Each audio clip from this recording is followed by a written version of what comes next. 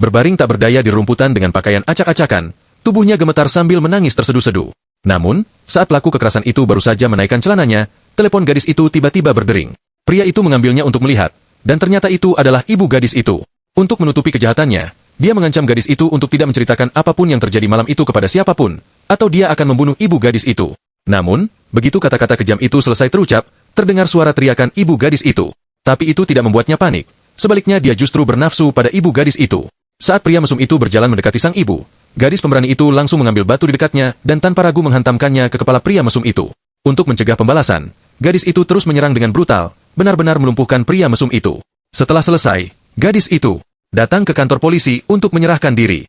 Tak disangka, setelah mendengarkan ceritanya, polisi malah memutuskan bahwa gadis itu sengaja membunuh. Gadis itu bersikeras bahwa itu adalah pembelaan diri yang sah, dan mati-matian membela diri bahwa dia diserang oleh pria itu, dan membunuhnya demi melindungi ibunya. Namun, hakim beralasan bahwa kematian pria itu membuat tidak mungkin untuk membuktikan bahwa gadis itu diserang, sehingga menganggap tindakan gadis itu adalah pembelaan yang berlebihan. Ia akhirnya divonis 5 tahun penjara. Meskipun ibunya berlutut memohon kepada hakim, namun pihak itu sama sekali tidak tergerak.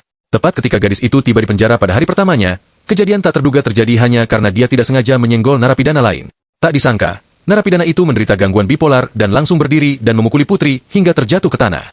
Namun, karena belum puas, dia terus memukuli dan menendang. Untungnya, narapidana lain yang ada di sana segera maju untuk membantu, dan itulah mengapa putri berhasil lolos dari bahaya. Setelah itu, mereka bahkan dengan baik hati membantu putri merawat lukanya. Dengan bantuan narapidana lain segera beradaptasi dengan kehidupan di sana. Dia pikir dia akan menghabiskan 5 tahun ini dengan tenang, tetapi tak lama kemudian, ia dan beberapa orang lainnya menjadi incaran preman penjara. Melihat jumlah mereka yang banyak, mereka hanya bisa bersembunyi ketakutan dari pandangan mereka. Namun, saat itu seorang preman penjara tiba-tiba mendekat dan terus-menerus memprovokasi ketiga orang itu.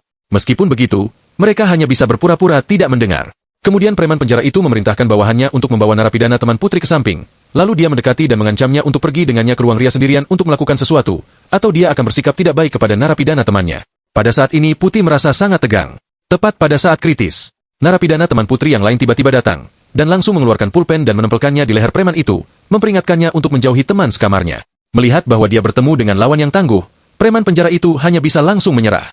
Setelah kembali, narapidana teman putri menganggap putri di penjara sangat tidak adil, dan berpendapat bahwa dia harus mengajukan banding untuk mendapatkan keadilan.